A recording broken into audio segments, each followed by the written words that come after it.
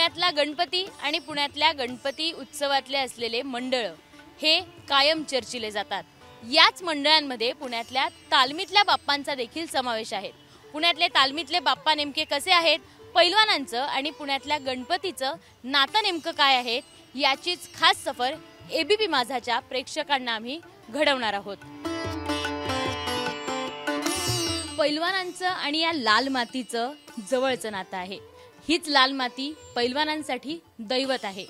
याच लाल मातीपासून गणेशोत्सवाला सुरुवात देखील झाली आणि तालमीतले गणपती पुण्यात देखील आले। सार्वजनिक गणेशोत्सवाची पुण्यामध्ये जी काही सुरुवात झाली त्याच्या आधीपासून अनेक वर्ष तालमीत सुद्धा सार्वजनिक गणपती हे बसवले जात होते। अगदी सुरुवातीला खाजगीवाल्यांनी जेव्हा ग्वाल्हेरला गणेशोत्सव पाहिला होता तसा गणेशोत्सव आणि एका दिशेने एका विचाराने माणसं जाताना पाहिली तर तो गणेशोत्सव पुण्यामध्ये चालू करता येईल का या विचाराने पुण्यातील प्रतिष्ठित जाणकार मंडळी एकत्र आली आणि पुण्यामध्ये सुरुवातीच्या काळामध्ये 5 गणपती हे एकत्रितरित्या त्याची मिरवणूक निघायची।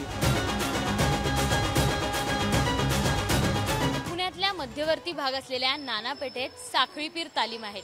1919 साली ही तालीम सुरू करण्यात आली होती। मात्र 104 वर्षांपूर्वी या तालमीतच बाप्पा बसायला सुरुवात झाली। याचा नेमका इतिहास काय आहे पाहूयात। ही तालीम आहे हे गेल्या 150-150 वर्षापूर्वीची तालीम आहे। पीर आणि मारुतीचं मंदिर एकाच प्रॉपर्टीमध्ये आहे। इथं दर्गा जो आहे त्या दर्ग्याला साखळी आहे। ती साखळी जर माणसांनी अंगावरून उतरली तर अंग दुखायचं राहतं, चमक भरली उतरची, अशी अनेक लोकांची, हजारो लोकांची श्रद्धा आहे। ग्रामदैवत असं कसबा पेठेतल्या या गणपतीला ओळखलं जातं आणि याच गणपतीच्या समोर असलेलं फणी तालीम मंडळ। पूर्वीच्या काळात याच परिसरात हस्तिदंतापासून फणी तयार करण्याचे कारखाने होते आणि याच कारखान्यातल्या अनेक कामगारांनी मिळून एक तालीम स्थापन केली आणि तिथे व्यायाम करायला सुरुवात केली। त्याच नंतर याच मंडळातल्या या तालमीतल्या सगळ्या व्यापाऱ्यांनी एक गणपती मंडळ देखील स्थापन केलं आणि याच गणपती मंडळाला आता फणी तालीम म्हणूनही ओळखलं जाऊ लागलं। गणेशाची जी मूर्ती आहे फणी तालीम मंडळाची ती विष्णू अवतारामध्ये आहे आणि विष्णू अवतारामध्ये जी आयुध आहेत म्हणजे गदा असेल, शंख असेल, चक्र असेल, या सगळी आभूषणं गणपतीला आहेत। गणपती उभ्या स्वरूपामध्ये आहे आणि उभ्या स्वरूपातच पहिल्यापासून बसते।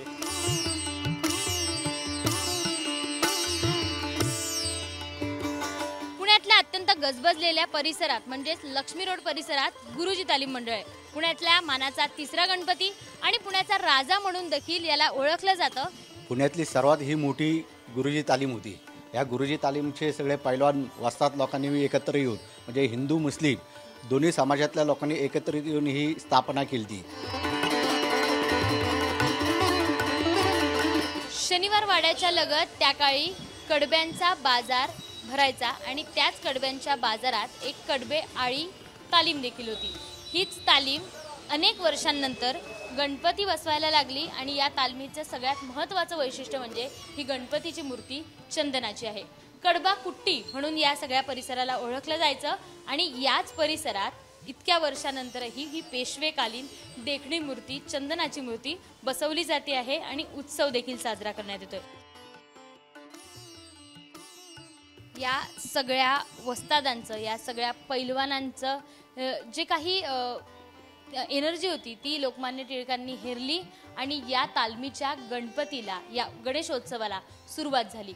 एबीपी माझाच्या माध्यमातून याच तालमींचे गणपती कसे होते आणि तालमीतला बाप्पा नेमका कसा आहे हे आपण दाखवण्याचा प्रयत्न केलाय। कॅमेरामन विजय राऊतसह शिवानी पांढरे, एबीपी माझा, पुणे। एबीपी माझा, उघडा डोळे बघा नीट।